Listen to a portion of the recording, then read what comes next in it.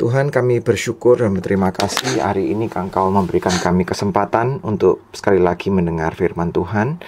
Beri kami damai sejahtera, beri kami kekuatan untuk bisa dipenuhi oleh Roh Kudus, untuk digerakkan hati kami, untuk mengerti dan menyerap dan melakukan firman-Mu. Ampunilah semua kesalahan kami juga, layakkan kami untuk mendengar dan menerima firman-Mu. Dalam nama Yesus kami berdoa, amin. Nah, pembacaan hari ini akan saya ambil dari kitab Roma, akan saya bacakan buat saudara ya. Kitab Roma dari Roma 8 ayat 17 sampai ayat yang ke-39, tapi akan saya baca tidak semuanya, akan saya baca bertahap dari ayat yang ke-17 sampai ayat yang ke-23 ya. Ayat 17 sampai ayat yang ke-23 terlebih dahulu. Dan jika kita adalah anak, Roma 8 ayat 17, dan jika kita adalah anak, maka kita juga adalah ahli waris. Maksudnya orang-orang yang berhak menerima janji-janji Allah, yang akan menerimanya bersama-sama dengan Kristus. Yaitu jika kita menderita bersama-sama dengan Dia, supaya kita dipermuliakan bersama-sama dengan Dia.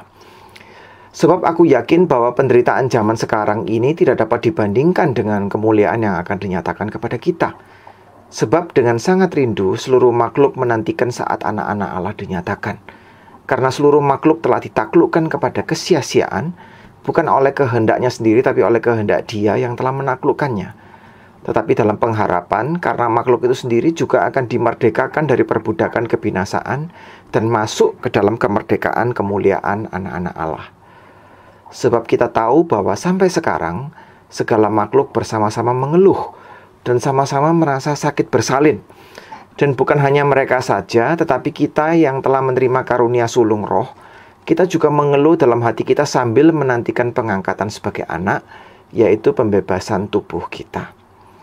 Ya, jadi pada hari ini kita akan bersama-sama merenungkan firman Tuhan mengenai makna Natal yang dikaitkan di dalam pergumulan hidup manusia, ya. Jadi apa makna Natal itu yang dikaitkan di dalam penderitaan kita dan pergumulan hidup kita. Nah, sebelumnya saya akan berbicara mengenai satu fenomena di dalam hidup kita ya, yang disebut sebagai suara atau kata-kata gitu ya, kata-kata. Nah, di Alkitab dikatakan pada mulanya firman itu telah menjadi daging. Jadi firman telah berinkarnasi menjadi manusia. Tapi firman ini sebetulnya di dalam bahasa asli itu adalah kata-kata ya, the word ya, dalam bahasa Inggris kan the word ya, kata-kata. Kata-kata itu telah menjadi daging. Jadi kata-kata itu telah mewujudkan dirinya menjadi manusia. Nah, kalau dalam bahasa Indonesia firman ini kok kelihatannya agak tinggi begitu ya, agak jauh. Ya memang penerjemahannya tidak salah ya, memang firman yang menjadi manusia. Tapi dalam bahasa asli ini kata-kata. Jadi kata-kata ini merupakan suatu hal yang penting. Kenapa ya? Karena di dalam hidup kita ini begitu banyak kata-kata ya.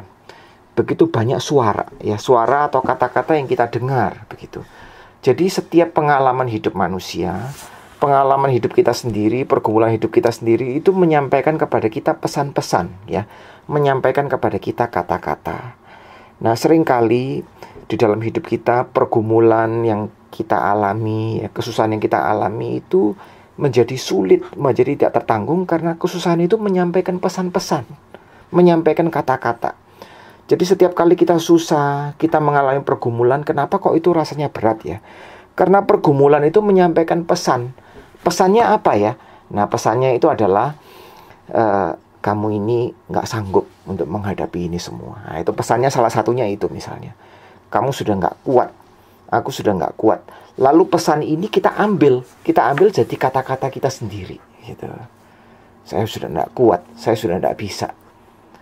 Lalu kadang-kadang pergumulan ini menimbulkan juga kata-kata tertentu. Kata-kata tertentu itu misalnya apa?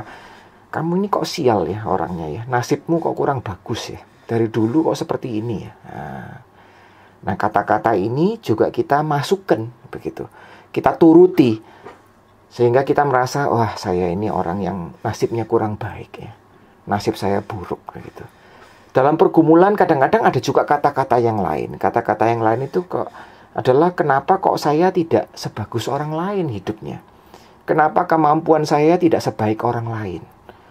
Sehingga kata-kata ini kita dengarkan juga. Lalu kita menjadi orang yang minder. Kita menjadi orang yang merasa, wah kok saya dalam hal bisnis, dalam hal hidup, kok saya tidak semampu orang lain. Hidup saya kok tidak sebaik orang lain. Ya. Jadi banyak sekali kata-kata. Ya, banyak sekali. Dan ini semua sebetulnya kalau kita lihat ya, hidup kita ini, di dalam pikiran kita ini, otak kita ini banyak sekali ya, suara-suara gitu ya. Suara-suara yang bilang seperti itu. Dan kadang-kadang suara itu juga merupakan suara yang bersifat kesombongan. Ya, saya ini mampu, saya ini bagus, saya ini nggak butuh Tuhan, saya cukup bergantung pada diri saya sendiri. Hidup saya sudah enak kok. Jadi hidup kita ini sebetulnya dikendalikan oleh banyak suara ya. Banyak pesan-pesan yang macam-macam begitu ya. Nah, pesan-pesan itu, kata-kata yang kita dengar ini akhirnya menjadi satu cerita gitu. Ya, kata-kata yang kita dengar ini akhirnya menjadi satu cerita yang membuat kita itu menafsirkan diri kita berdasarkan cerita tersebut. Nah, saya ini adalah orang yang jelek. Saya ini adalah orang yang ceritanya apa? Nasib saya ya seperti ini, nasib yang buruk. Saya ini adalah orang yang dulu mungkin hidup saya bagus, sekarang tidak bagus, dan nanti di masa depan nggak ada harapan begitu. Jadi ya, kurang lebih singkat cerita ya, dalam pergumulan hidup kita ya, itu kita selalu mendengarkan banyak suara, mendengarkan banyak kata-kata. Dan suara-suara kata-kata ini kita terapkan ke diri kita sendiri. Saya mungkin bukan orang yang berhasil, saya mungkin bukan orang yang nasibnya baik, atau saya mungkin orang yang ditolak Tuhan. Saya adalah orang yang tidak disayangi oleh Tuhan. Lalu kata-kata ini kita olah menjadi cerita hidup kita sendiri, sehingga hidup itu menjadi lebih nggak tertanggungkan begitu. Nah, banyak filsuf dan juga psikolog yang mengatakan kepada kita ya, dan perkataan ini ada masuk akalnya, bahwa seringkali ya yang membuat penderitaan atau hidup itu tidak tertanggungkan itu bukan penderitaan itu sendiri ya, bukan pengalaman itu sendiri, tapi bagaimana kita menafsirkan itu semua gitu. Jadi yang membuat beban itu lebih berat karena beban itu bikin message gitu, bikin pesan-pesan yang negatif sekali. Dan yang membuat kita itu merasa jadi tidak tertanggungkan begitu. Jadi yang lebih penting itu bagaimana merubah perspektif kita. Nah, di dalam Alkitab dikatakan ada satu kata-kata begitu ya, satu kata-kata yang luar biasa sekali, yang masuk ke dalam dunia dan menjadi cerita. Nah, kata-kata ini adalah perkataan Tuhan sendiri, firman Tuhan sendiri, perkataan Tuhan Yesus. Ya, dan Tuhan Yesus ini, perkataan Tuhan Yesus ini sudah menjadi daging, menjadi hidup manusia, menjadi satu cerita manusia. Jadi cerita Tuhan Yesus. Nah, ini makna Natal. Makna Natal ini salah satu maknanya ya. Natal ini maknanya banyak sekali. Tapi salah satu makna Natal itu adalah apa? Ada satu cerita, ada satu kata-kata yang sangat baik, yang menghibur kita. Dan kata-kata inilah yang mesti kita ambil, yang mesti kita cerna. Bukan suara di pikiran kita, bukan suara di dunia ini, begitu ya. Bukan suara dari luar, tapi suara dari Tuhan. Nah, suara dari Tuhan ini siapa? Ya, ini suara dari Tuhan ini bentuknya ya cerita Tuhan Yesus ini, cerita hidup Tuhan Yesus ini. Nah, cerita hidup Tuhan Yesus itu yang mesti kita ambil. Jangan dengarkan perkataan diri kita sendiri, jangan dengarkan perkataan orang lain, ya. Penderitaan kita sebagaimanapun besarnya, pergumulan hidup kita sebagaimanapun besarnya, semua ini mesti ditafsirkan, semua ini mesti dilihat dari firman yang telah menjadi daging, dari pesan dari Tuhan Yesus itu, begitu. Nah, di Alkitab itu ditekankan sekali pentingnya mendengar. Jadi kalau ada perkataan, pasti ada pendengaran. Nah, begitu ya, penting ya. Jadi kalau kita mendengar, kalau ada perkataan dari Tuhan, pasti ada mendengar perkataan Tuhan. Jadi Alkitab itu selalu ada kata-kata seperti ini ya. Kalau engkau punya telinga, dengarkan. Hai orang Israel, ya. Hai orang Israel, dengarkan perkataan dari Tuhan. Ya, dengarkan. Nah, itu dengarkan itu penting. Nah, dengarkan ini artinya apa? Dengarkan ini artinya ada dua. Yang pertama, kita mesti menerima perkataan dari Tuhan ini sebagai suatu anugerah, suatu pemberian Tuhan. Ya. Yang kedua, pemberian ini mesti direspon dengan ketaatan. Ketaatan itu artinya apa? Mau mendengar suara Tuhan, nggak mau mendengar suara yang lain, begitu ya. Jadi kita seringkali didengarkan ya di dalam zaman yang kita seringkali diingatkan ya dalam zaman penuh sibuk sekarang ini ya. sedikit-dikit pakai HP, ya, dikit-dikit dengar TV, dengar HP. Waduh, banyak suara. Dunia ini banyak suara, ya. Kalau nggak suaranya YouTube, nggak suaranya HP, ya, nggak suaranya komputer, suaranya macam-macam. Sehingga kadang-kadang kita nggak bisa dengar suara anak kita, suara orang tua kita, suara istri kita, suara suami kita. Padahal suami, istri, anak-anak, ya, tiap kali mereka bersuara, suara mereka itu merupakan anugerah, begitu ya, sapaan, ya. Jadi kadang-kadang kalau kita sudah sibuk, ya, kadang-kadang saya udah sibuk dengan kerjaan, atau lagi sibuk dengerin berita di TV, atau sibuk dengerin HP, ya, itu suara dari istri, dari anak itu nggak dengar gitu. Nah, seringkali kita mesti dengar suara dari istri, dari anak, dari suami, ya, itu anugerah. Dan suara itu kita dengarkan, itu artinya apa? Kita mau taat, mau dengarkan suara mereka, nggak mau dengarkan suara yang lain. Jadi kadang kalau misalnya istri saya bicara atau anak saya bicara, saya mesti disiplin. Walaupun megang HP, ya, saya matiin HP-nya. Ya, itu mesti dilatih, ya, apalagi di zaman sekarang, ya. Kita juga melatih anak seperti itu. Coba dengerin dan serap itu. Nggak mau dengar suara yang lain dulu. Ya, konsentrasi. Demikian juga saat kita mendengarkan firman Tuhan, saat kita mendengarkan bahwa firman telah menjadi daging. Natal itu bahwa Tuhan memberikan diri kita, memberikan ceritanya buat kita. Nah, kita mau taat. Kita nggak mau dengar suara yang lain dulu. Kita nggak mau dengar suara-suara negatif dari diri kita. Kita nggak mau dengar keputusasaan kita. Kita mau dengar suara Tuhan. Karena suara Tuhan ini adalah anugerah dari Tuhan. Ya, nah itu. Natal itu artinya itu. Tuhan sudah bicara ini. Tuhan sudah bicara, firman telah menjadi daging. Sudah ada satu cerita nih. Dan kita sudah masuk dalam cerita itu. Nah, kita mau nggak dengar? Nggak mau dengarkan yang lain, begitu. Nah, cerita itu apa? Nah, cerita dari hidup Tuhan Yesus itu adalah apa? Bahwa Yesus datang ke dunia ini sebagai seorang anak. Anak Allah. Dan sikap daripada anak Allah, apa itu anak Allah? Anak Allah itu di dalam Alkitab kita lihat bahwa Yesus menjadi anak Allah. Dan dia di dalam hidup sebagai anak Allah itu hidupnya susah. Ya. Jadi Yesus hidup sebagai anak Allah itu dari awal sampai dia mati di kayu salib itu bukan leha-leha. Nah, tapi hidup yang mau menderita. Justru di saat dia menderita itu dia dipersiapkan untuk menerima berkat, yaitu menerima kebangkitan dari Tuhan. Ya. Nah ini yang ditekankan oleh Paulus di dalam ayat yang ke-17 dan ayat yang ke-18. Bahwa kalau kita adalah anak, kita menjadi ahli waris. Kita akan mendapatkan berkat Tuhan yang begitu besar. Nah, bagaimana kita mendapatkan berkat Tuhan begitu besar?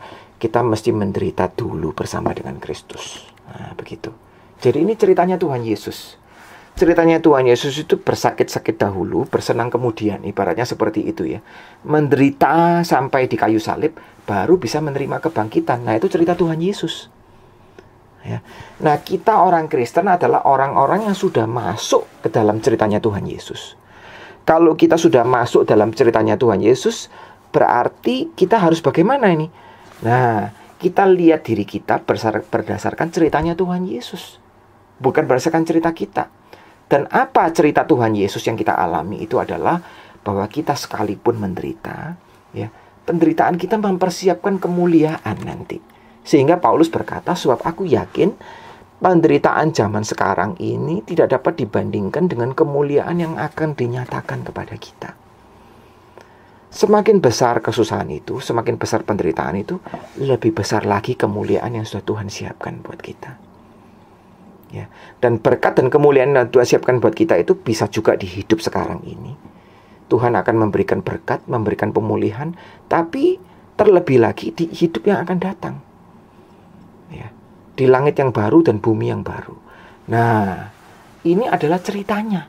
Cerita Tuhan Yesus itu adalah cerita apa? Cerita di mana Tuhan Yesus itu mati dan bangkit. Ya. Cerita di mana dia menderita, tapi dia dimuliakan. Ada sakitnya, tapi ada kesenangannya. Nah, kita mesti melihat sakit sekarang itu dari perspektif apa? Kemenangan yang akan datang. Kemuliaan yang disediakan Tuhan akan datang. Jadi dilihat dari kemuliaan Tuhan yang akan datang, kesakitan kita ini sakit apa ya? Nah, kesakitan kita ini adalah sakit bersalin. Nah, ibaratnya seperti itu. Nah, ini yang dikatakan oleh Paulus, ya. penderitaan kita sekarang ini, penderitaan kita berdasarkan dengan penderitaan semua ciptaan itu adalah penderitaan orang yang sakit bersalin, bukan penderitaan orang yang sekarat. Jadi penderitaan orang yang sekarat, penderitaan orang yang sakit, itu menjelang kematian, itu adalah penderitaan yang sepertinya tidak ada harapan. Penderitaan itu sepertinya konyol, pergumulan itu sepertinya konyol. Tapi pesan Natal itu memberitahukan kepada kita apa? Penderitaan kita ini seperti penderitaan orang yang mau punya anak. Jadi orang yang mau punya anak menderita sakit nggak? Ya pasti sakit. Sakitnya itu sampai kadang-kadang merasa tidak tertanggungkan.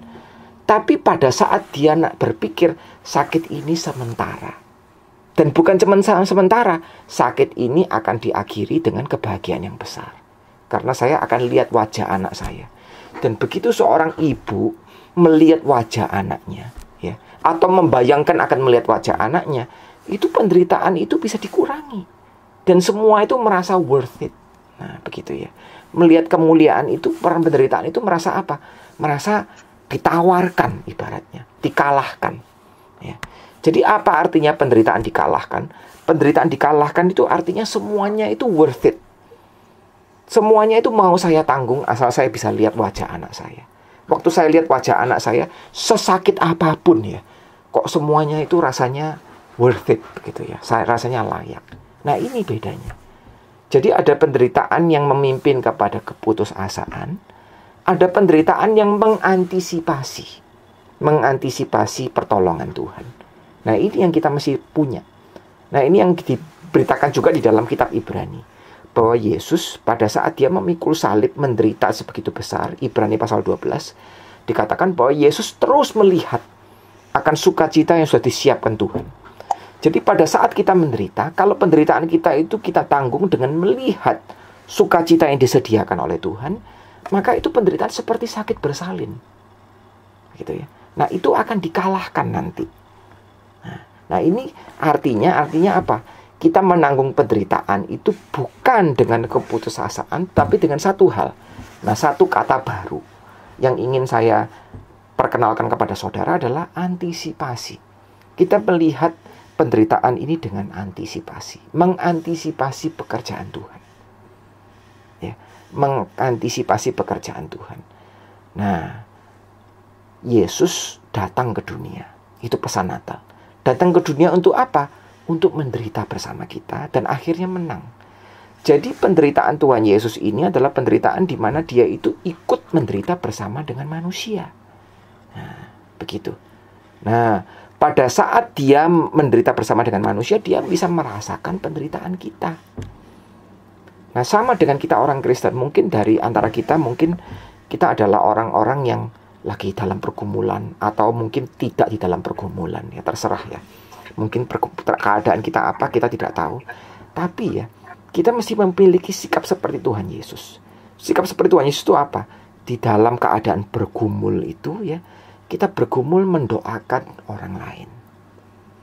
Jadi dalam keadaan kita susah, kita bisa ngerti rasanya orang yang susah itu gimana ya. Kita bisa mengerti rasanya orang yang susah gak ada harapan itu bagaimana. Maka itu kita berdoa untuk orang lain. Sama seperti perkataan Paulus tadi ya. Perkataan Paulus tadi, kita menderita ini bukan cuma kita yang menderita, tapi semua makhluk itu mengeluh bersama kita. Nah, orang Kristen itu orang yang memiliki berkat. Kenapa? Karena di saat waktu kita menderita itu kita masih punya harapan. Kita masih punya antisipasi.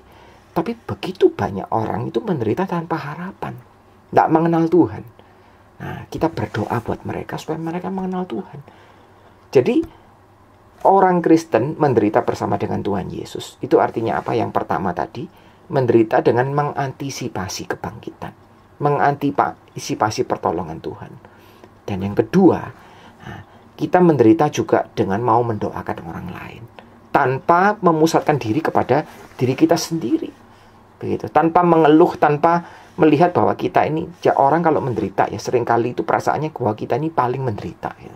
Kita ini paling bergumulan, itu tidak ada yang sebesar pergumulan kita. Tidak ada orang yang menderita sebesar penderitaan kita. Itu normal. Setiap orang yang menderita selalu seperti itu. Tapi di dalam Kristus kita diingatkan banyak orang yang lebih susah mungkin dari kita. Dan kita mau mendoakan buat mereka. Nah, begitu. Nah, lalu di ayat ini dikatakan bagaimana? Di dalam ayat yang ke-28 ya, dikatakan di sini kita tahu sekarang bahwa Allah turut bekerja di dalam segala sesuatu untuk mendatangkan kebaikan bagi mereka yang mengasihi Dia dan bagi yang terpanggil sesuai dengan rencana Allah. Sebab semua orang yang dipilihnya dari semula, mereka juga ditentukannya dari semula untuk menjadi serupa dengan gambaran anaknya itu, supaya ia anaknya itu menjadi yang sulung di antara banyak saudara. Dan ayat 30, dan mereka yang ditentukannya dari semula, mereka itu juga dipanggilnya. Dan mereka yang dipanggilnya, mereka yang juga yang dibenarkannya. Dan mereka yang dibenarkannya, mereka juga dimuliakannya.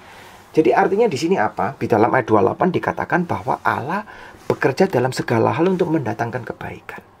Jadi artinya seperti ini, saudara.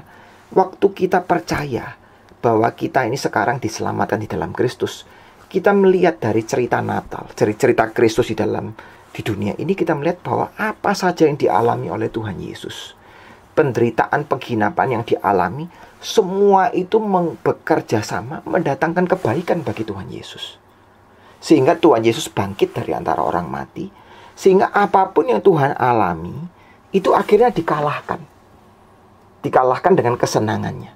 Jadi ini ada satu konsep yang pentingnya. Konsep ini namanya dikalahkan. Jadi apa artinya dikalahkannya? Penderitaan itu dikalahkan bukan berarti penderitaan itu dihilangkan, bukan. Tapi penderitaan itu dikalahkan itu artinya penderitaan itu walaupun masih ada, ya, tapi nilai penderitaan itu sudah ditawarkan. Ditawarkan itu artinya nilai penderitaan itu sudah ditaklukkan dan menunjang kebaikan. Nah, ini cukup sulit dimengerti. Coba saya ilustrasikan ya. Saya jelaskan sekali lagi. Jadi penderitaan itu dikalahkan, itu bukan berarti penderitaan itu hilang ya. Penderitaan masih ada. Tapi dilihat dari semua, dari tujuan, dari perspektif keseluruhan, penderitaan ini menjadi sesuatu yang nilainya sudah ditaklukkan, ditawarkan dari hal yang baik. Nah, begitu. Ya. Jadi misalnya saya dulu pernah memberi contoh mengenai suatu dongeng dari Tiongkok ya, mengenai satu orang saudagar kuda yang kudanya itu hilang. Nah, kudanya hilang itu merupakan sesuatu yang jelek bagi saudagar kuda itu. Nggak taunya kudanya di hari berikutnya datang bawa kuda baru.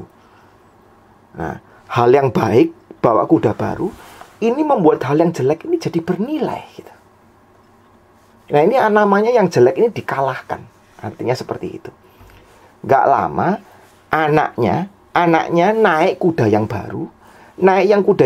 Anaknya jatuh patah tulang. Nah, dapat kuda yang baru ini kan baik ya. Karena mendatangkan hal yang buruk, hal yang baik ini dikalahkan oleh hal yang buruk nih jadinya. Tapi terakhir apa? Terakhir kaisar memobilisasi pemuda di desa itu. Semua pemuda yang sehat ikut perang dan semua mati. Kecuali pemuda yang patah tulang. Karena dia patah tulang, dia nggak usah ikut perang, akhirnya selamat. Jadi artinya apa? Hal yang buruk ini dilihat dari akhir yang baik ini, jadi ditawarkan. Nggak hilang, hal yang buruk ini nggak hilang. Tapi menyumbang ke hal yang baik malahan. Nah, ini ajaibnya. Ya. Jadi sama seperti lukisan. Lukisan kalau kita lihat kan di bagian yang gelap terus ya. Kok rasanya di bagian yang gelap ini kok jelek ya. Tapi kalau kita lihat dari keseluruhan, waduh, ini gambarnya Mona Lisa ini. Gambarnya Leonardo da Vinci. Hal yang gelap ini menyumbang ke keindahan yang keseluruhan itu. Nah, ya. Jadi ada satu lagu ya. Ada satu lagu kuno sekali. Lagu kuno sekali dari gereja mula-mula, dari gereja awal ya. Lagu ini sudah tidak dinyanyikan di banyak gereja, tapi kadang-kadang masih dinyanyikan di gereja Katolik, begitu. Ya, walaupun tidak di keseluruhan gereja Katolik atau gereja Ortodoks, tapi ini sebetulnya kuno sekali. Ya, dan lagu ini bisa membuat orang salah paham. Ya, bisa membuat orang salah paham walaupun mesti diartikan dengan khusus. Lagu ini ya dalam bahasa Latin itu namanya O Felix Culpa. O Felix Culpa. Jadi artinya seperti ini. Ya. Tapi saudara jangan salah paham ya dengan lagu ini ya. Lagu ini syairnya kalau saya terjemahkan dalam bahasa Indonesia seperti ini. Oh dosa, dosa yang beruntung, dosa yang membahagiakan. Kok dosa bisa membahagiakan? Kok dosa yang bisa beruntung, bisa memberikan keuntungan? Karena lewat dosa ini, aku bisa mengenal juru selamat yang begitu indah. Ya. Dosa yang membahagiakan, dosa yang menguntungkan. Karena lewat dosa ini, aku bisa bertemu dengan juru selamat yang luar biasa di dalam Tuhan Yesus. Nah, ini artinya ya, artinya bukan dosa itu enak, bukan. Artinya itu bukan orang Kristen mesti terus berdosa, bukan. Tapi justru lewat kita berdosa, kita ketemu Tuhan Yesus yang luar biasa ini, ya. Hidup kita dulu yang penuh dosa, hidup kita dulu yang penuh susah, itu rasanya dikombinasikan dengan Tuhan Yesus. Seluruh hidup kita ini jadi indah. Jadi kadang-kadang kita dengar ya kesaksian orang yang jatuh cinta, ya. Kesaksian orang yang misalnya kawin gitu ya, setelah menikah gitu. Waduh, saya kalau nggak sakit pilek waktu itu, saya nggak bakal ketemu kamu. Justru waktu saya sakit pilek, saya bisa ketemu kamu. Atau waktu saya hujan, nggak ada payung, kamu datang memberikan payung. Jadi apa yang kelihatannya buruk, malah menyumbang ke yang baik. Begitu. Jadi ini hidup kita. Hidup kita ini sekarang kelihatannya buruk. Tapi percaya, ini hal-hal yang buruk ini nanti akan menyumbang ke hal yang baik. Ya. Sama seperti penderitaan Tuhan Yesus di dunia ini. Itu waktu Tuhan Yesus dibangkitkan. Apa yang Tuhan Yesus menderitakan, apa yang Tuhan Yesus deritakan itu menjadi hal yang indah. Karena dilihat dari perspektif kebangkitan, dilihat dari kita, orang-orang yang disayangi Tuhan, Tuhan Yesus menderita buat kita. Sehingga keindahan itu indah. Ya. Jadi pergumulan orang tua kita, pergumulan orang tua itu kita itu susah.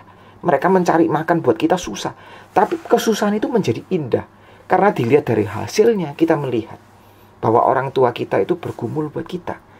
Jadi sekalipun kita mungkin sudah berkecukupan, orang-orang tua kita sudah menjadi kaya, yang kita paling ingat itu bukan kekayaannya. Yang kita paling ingat justru apa? Nah, waktu mereka menderita, itu mereka semua itu buat saya. Jadi hal yang buruk, ya, segala hal itu mendatangkan kebaikan untuk orang yang percaya. Ya, kebaikan yang luar biasa. Ya, kita bisa melihat Tuhan bersama dengan Tuhan. Nah, nanti dalam kebaikan itu apapun yang buruk sekarang itu akan dikalahkan. Begitu ya. Malah mungkin akan disyukuri. Saya bersyukur lewat semua ini saya bisa kenal Tuhan. Saya bersyukur tahu Tuhan izinkan semua ini terjadi. Karena saya bisa lebih beriman pada Tuhan. Karena saya bisa mengalami Tuhan. Nah, begitu. Ya. Jadi, seperti waktu perenungan kita waktu tempo hari itu, perenungan soal Lazarus dan Maria dan Marta. Justru kematian Lazarus yang kelihatannya buruk ini menjadi sesuatu yang apa? Sesuatu yang menyumbangkan ke hal yang baik. Lazarus dibangkitkan dari mati. Nah, kebaikan ini luar biasa sekali. Sehingga apa yang dulu buruk, apa yang dulu dirasakan negatif, itu akhirnya menambah keindahan pada apa yang dialami nanti. Orang yang tidak pernah susah sampai menghantam ke lantai, ya. Orang yang tidak pernah mencicipi apa artinya putus asa, itu orang yang tidak bisa mensyukuri pertolongan Tuhan yang besar. Justru pertolongan Tuhan itu dilihat dan dimengerti sebagai anugerah besar di saat kita mengalami apa artinya. Kita tidak bisa bersandar pada diri sendiri. Nah itu. Jadi ini kembali lagi kepada apa yang saya katakan tadi, antisipasi. Ya. Semua akan bekerja sama. Ya. Nah, lalu dikatakan di sini apa? Dikatakan di sini di dalam Alkitab, di dalam kitab Roma, bahwa orang yang dipilih dari semula itu orang yang ditentukan untuk menjadi serupa dari gambar anaknya. Ini dalam bahasa Indonesia saya pikir kurang tepat ya. Orang yang dia tahu dari semula. Orang ini akan apa? Orang ini juga yang dipilih. Dan orang yang dipilih, orang yang dipanggil dan dibenarkan. Nah itu. Jadi ini perkataan ini keluar dari perkataan yang pertama.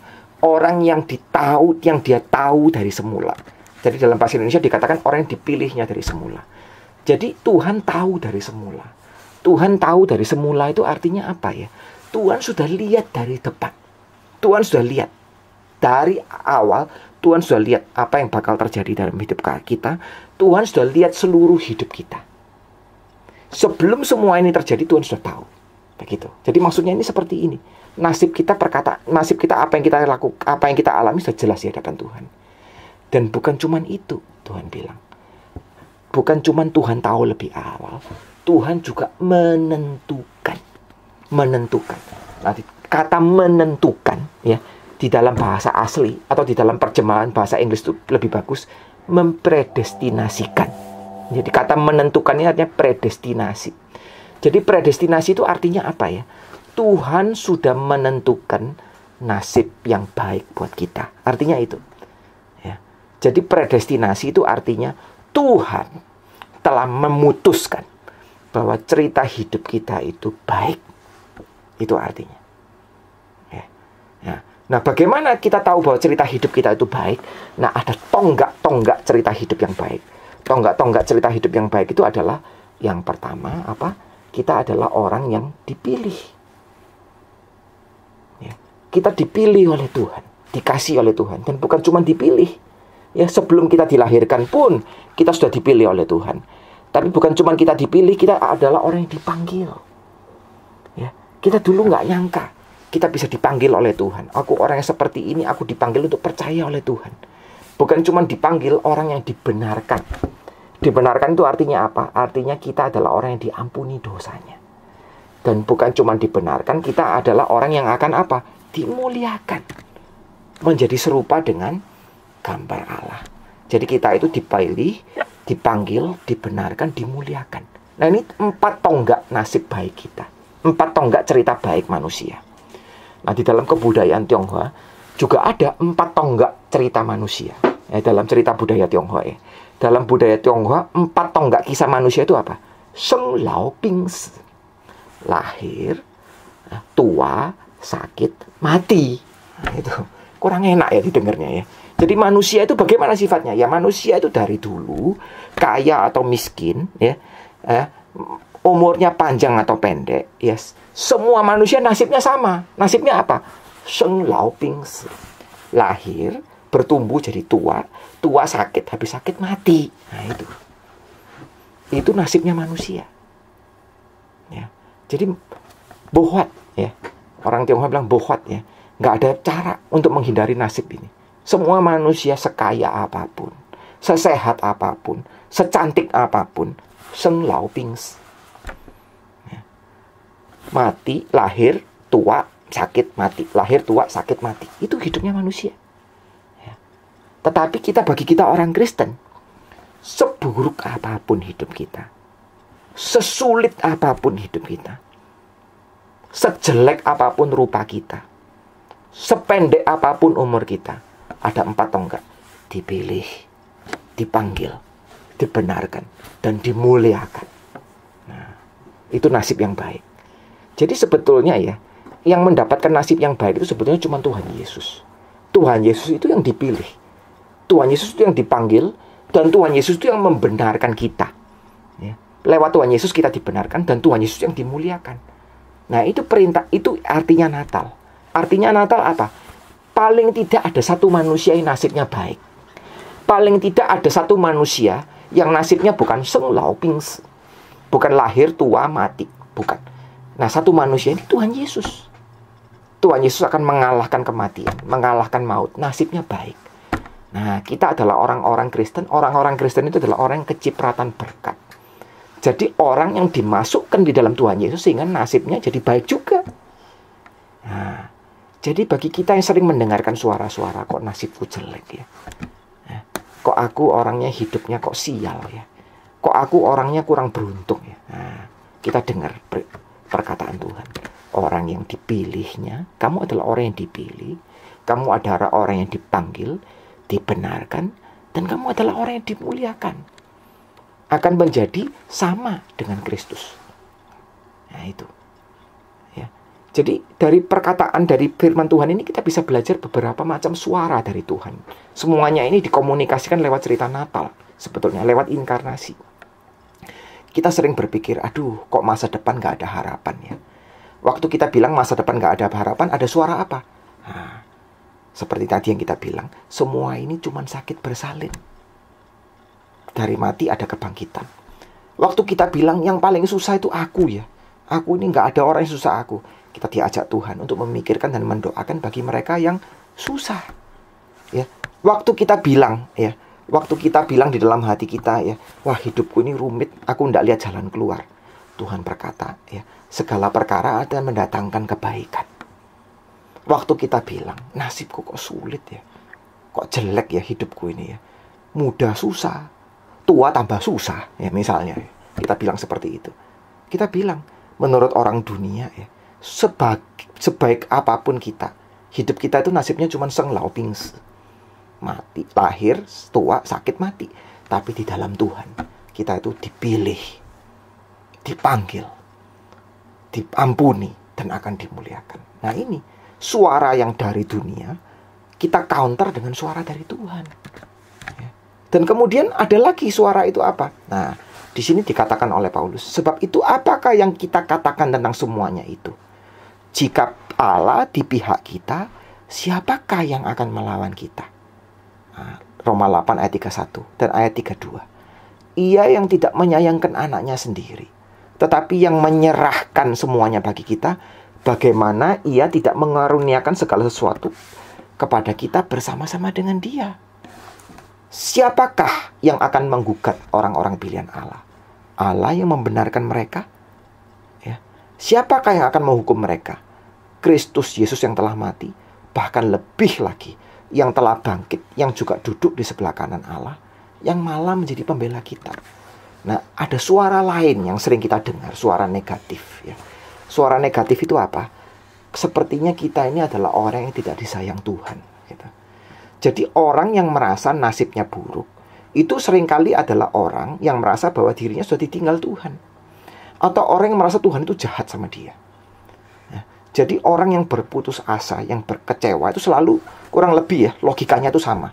Kalau nggak merasa nasibnya jelek, ya merasa pasti apa? Ya Tuhan mungkin sayang sama yang lain-lain, mungkin bukan saya. Tuhan mungkin milih yang lain tapi nggak milih saya. Atau Tuhan ini mungkin benci sama saya. Atau Tuhan ini mungkin sebetulnya nggak punya kasih Tuhan ini. Membiarkan saya menderita. Nah, seperti itu. Ya. Jadi ibaratnya pesan dari dunia ini atau suara kita itu adalah apa? Bahwa Tuhan tidak di pihak kita. Tuhan mengutuk kita. Tuhan menghukum kita. Nah, tetapi Natal kasih tahu kita apa? Apa pesan Natal? Pesan Natal adalah karena begitu besar kasih Allah akan dunia ini, maka Allah memberikan anaknya yang tunggal. Jadi pesan Natal itu apa? Pesan Natal itu adalah apa yang dikatakan oleh Paulus di dalam Roma 8:31 itu. Allah di pihak kita. Siapa yang melawan kita? Ya. Kalau manusia melawan kita semua manusia melawan kita, asal Allah di pihak kita, kita tidak perlu takut. Waktu Yesus di dunia ini, semua melawan dia. Waktu dia disalib, semua tinggalkan dia, termasuk muridnya. Tapi Allah di pihak Yesus, dan Allah membangkitkan Tuhan Yesus. Tetapi kalau semua manusia di pihak kita, Allah melawan kita, sial kita. Ya. Kalau hidup kita ini rasanya enak, semua orang menerima kita. Nah, kalau Allah melawan kita, nanti ada waktunya, ada harinya Tuhan akan hitung-hitungan dengan kita. Waduh, itu akan menakutkan sekali. Ya. Tetapi Allah di pihak kita. Nah ini, Allah di pihak kita. Jadi hidup ini kelihatannya sulit ya.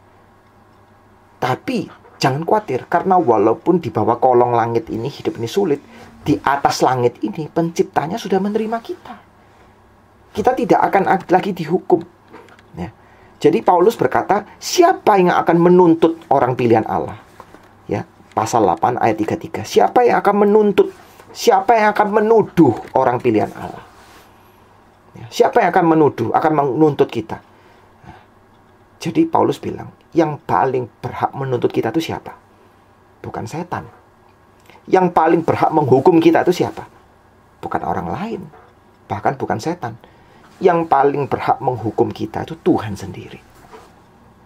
Karena seumur hidup kita itu seringkali lupa dengan Tuhan. Seumur hidup kita sering lebih banyak dosanya ya, daripada perbuatan baik. Siapa yang paling berhak, paling layak untuk menghukum kita? Tuhan. Tetapi Paulus berkata apa? Justru yang paling layak menghukum dan menuntut kita, yaitu Tuhan sendiri. Dia mengaruniakan anaknya untuk mati buat kita. Luar biasa. yang paling layak menghukum kita pun tidak menghukum kita, malah mengasihi kita dengan luar biasa, mengorbankan dirinya sendiri untuk kita. Kita takut apa? Nah, itu maksudnya Paulus. Yang paling besar aja sudah diberikan pada kita. Yang paling besar apa? Yang paling besar itu bukan masalah saya selesai. Yang paling besar bukan kekayaan atau kesehatan. Yang paling besar adalah dirinya sendiri. Anaknya sendiri sudah diberikan kepada kita. Yang lain pasti akan diberikan. Nah, jadi singkatnya, kita tidak perlu takut Tuhan tinggalkan kita. Kita tidak perlu takut Tuhan nuntut kita. Karena sebetulnya apa? Sebetulnya ya, kalau kita mau jujur, Tuhan akan ada alasan. Selalu akan ada alasan untuk menuntut kita. Tuhan yang paling berhak untuk menghukum kita. Tapi Allah di pihak kita. Mau bukti yang lebih besar soal Allah di pihak kita? Nggak ada bukti sebesar ini bahwa Allah menjadi manusia dan mengorbankan dirinya. Nah, ini pesan dari Natal. Kata-kata dari Natal ini apa? Bahwa Allah telah datang ke dunia ini untuk mengorbankan dirinya buat kita. Jadi pesan dari Natal itu apa? God is for us, not against us. Allah di pihak kita, tidak melawan kita. Jadi kita tidak perlu takut. Seringkali kita takut. Kapan ini pandemi berakhir? Kita takut. Tapi yang menakutkan ini bukan pandemi. Yang paling menakutkan itu ditolak Tuhan. Itu yang lebih menakutkan. Tapi Tuhan tidak menolak kita. Nah, kalau Tuhan tidak menolak kita, nah, apa buahnya?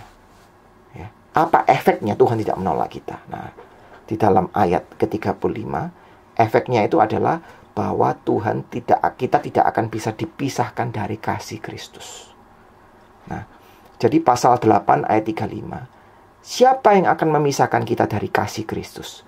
Penindasan atau kesesakan atau penganiayaan atau kelaparan atau ketelanjangan atau bahaya atau pedang. Nah, seringkali kita itu ada suara-suara yang mengatakan kepada kita ini tidak dikasih oleh Tuhan. Atau ibaratnya bahwa Tuhan itu sudah jauh. Waktu saya susah kok Tuhan itu kerasa jauh ya. Kita mungkin sudah terpisah dari kasih Tuhan. Tapi Paulus berkata, siapa yang bisa memisahkan kita dari kasih Kristus? Penindasankah? Kesesakan, penderitaan, kelaparan.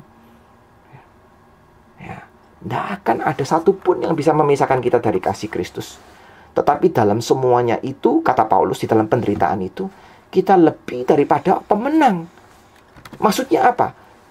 Orang yang menang itu artinya apa? Orang yang menang itu adalah orang yang mengalahkan musuh.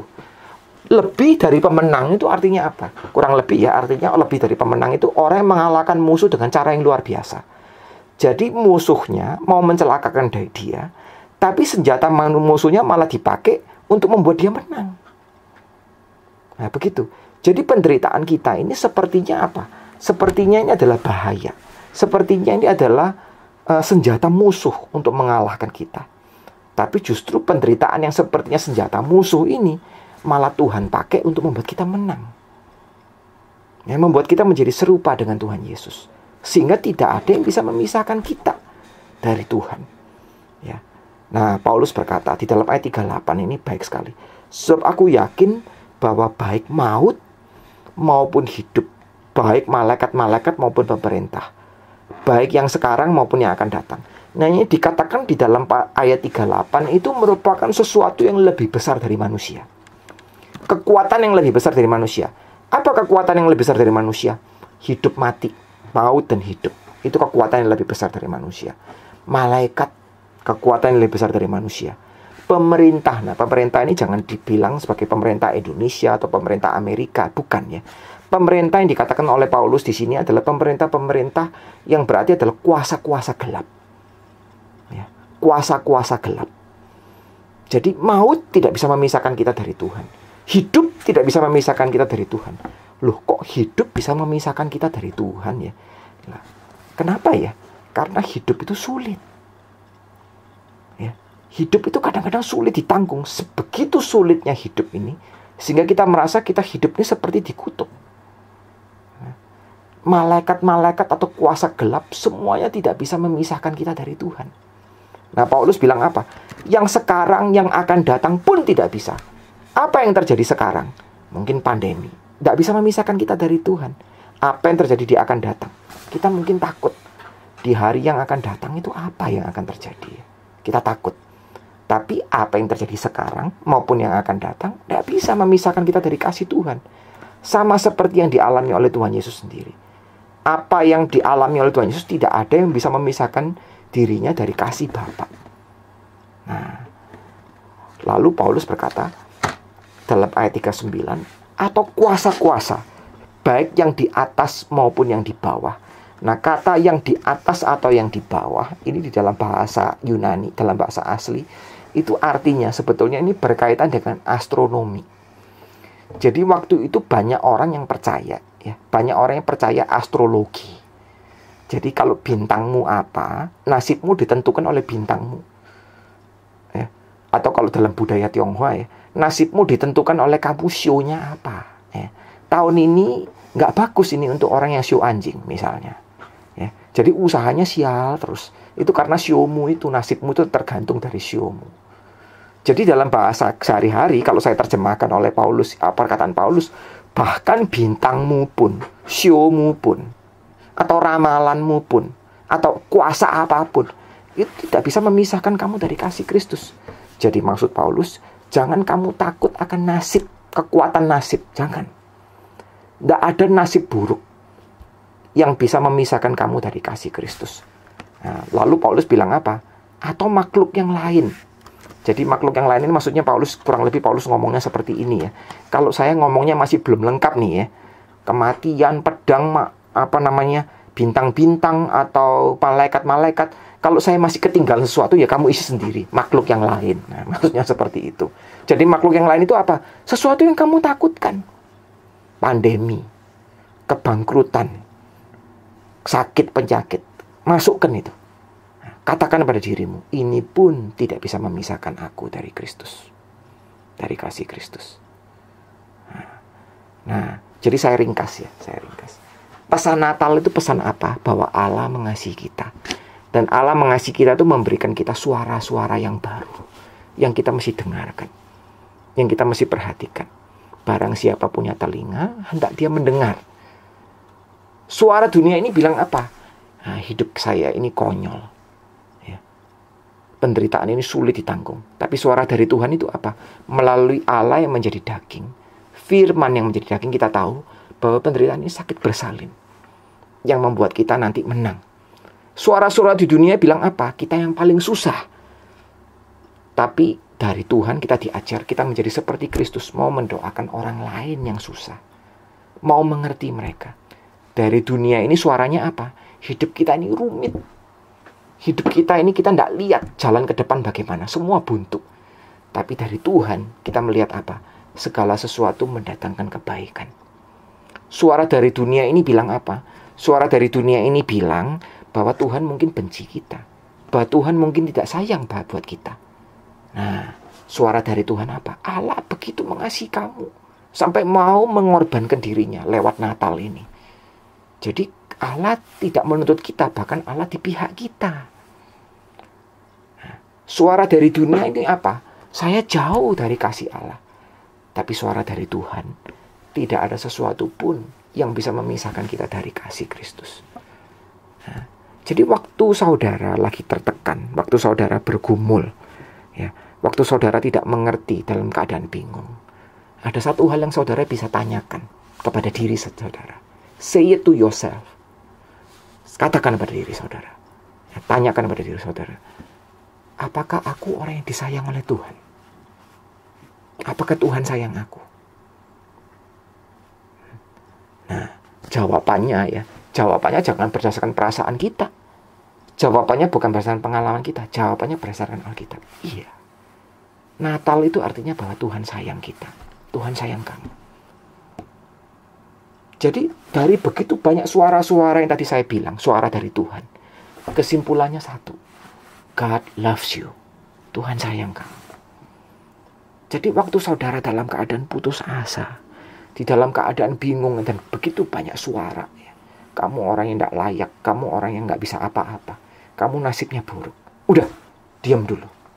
Jangan perhatiin kepada suara itu dulu. Tanya satu hal, apakah Tuhan sayang saya? Nah, waktu saudara jawab, Iya, Tuhan sayang saya. Itu langsung ya. Kebingungan, keputusasaan ya, kesumpekan ya, itu langsung akan berkurang dengan drastis sekali. Jadi saya pernah mengalami seperti itu. Ya, saat dimana saya itu merasa putus asa sekali. Rasanya nggak ada jalan.